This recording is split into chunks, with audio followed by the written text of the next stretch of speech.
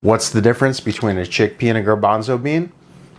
I'd tell you, but I'd like to get monetized someday.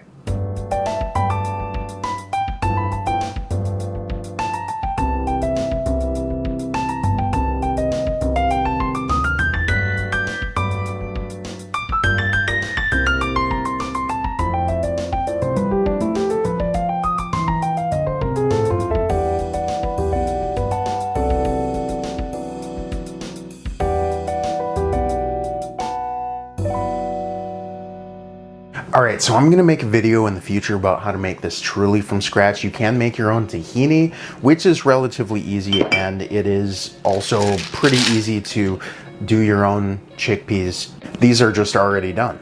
Like with most things, you're trading time for money.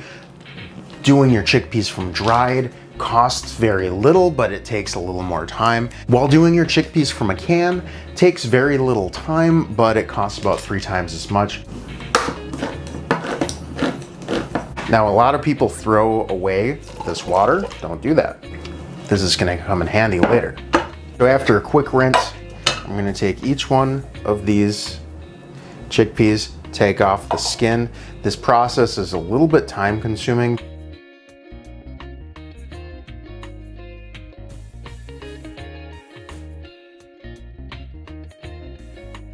So now that we have our chickpeas de-skinned, which isn't 100% necessary, it's something that I'll do if I'm bringing this to a party or serving this to guests, but if all I'm doing is eating hummus myself, I might leave them on. They are completely edible. They're just a little bit more fiber, but they are a little chewy as well. You're not gonna get as smooth of a hummus if you don't spend that little bit of time taking them off.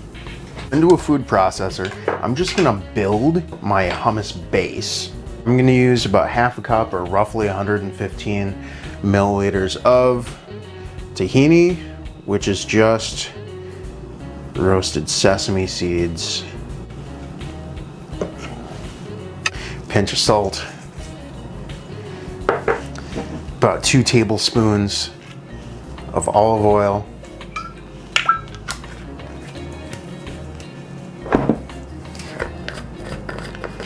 maybe about 2 teaspoons of ground cumin,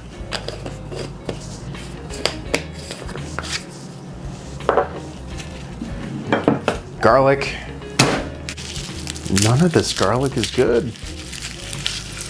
Eesh. New garlic.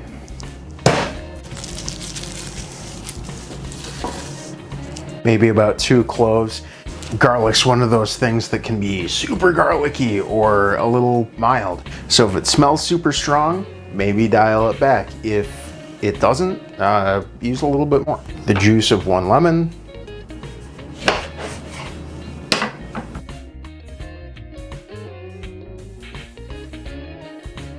And about a tablespoon or 2 of this aquafaba, which just means bean water.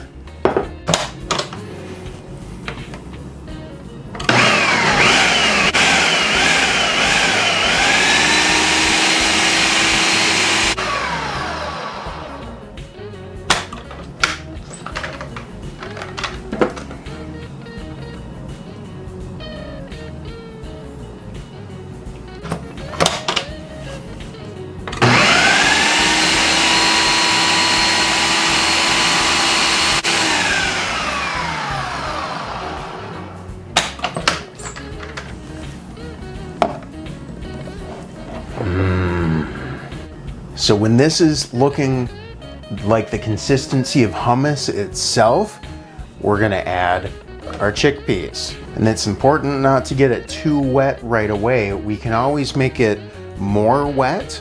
We can't take liquid out.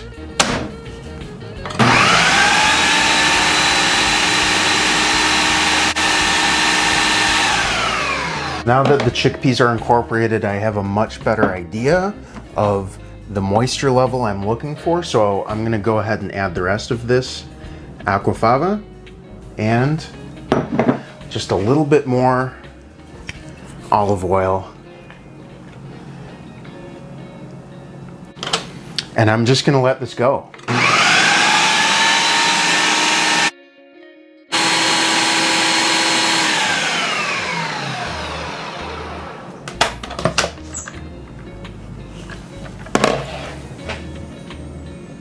You never want to stick anything metal down into your blenders or food processors.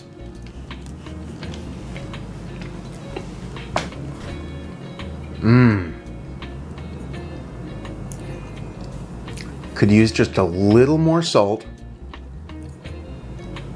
Maybe a dash more cumin.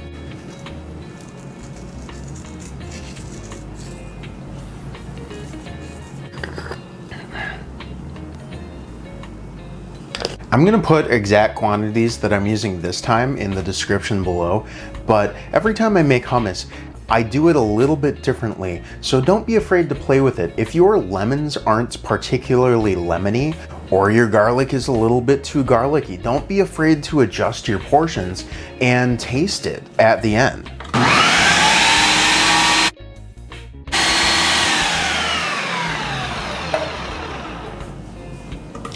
I decided I wanted more garlic.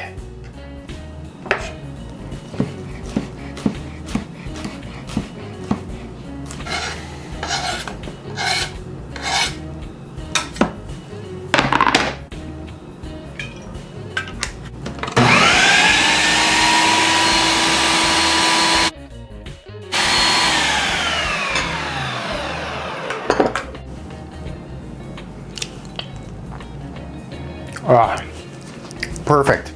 Don't be afraid to play with it.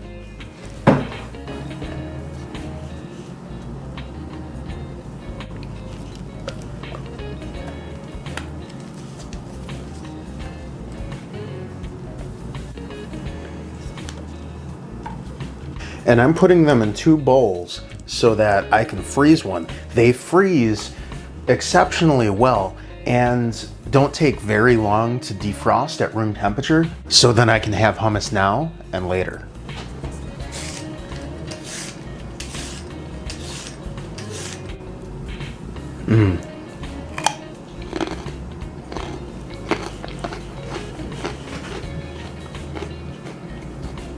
That's creamy, it's delicious.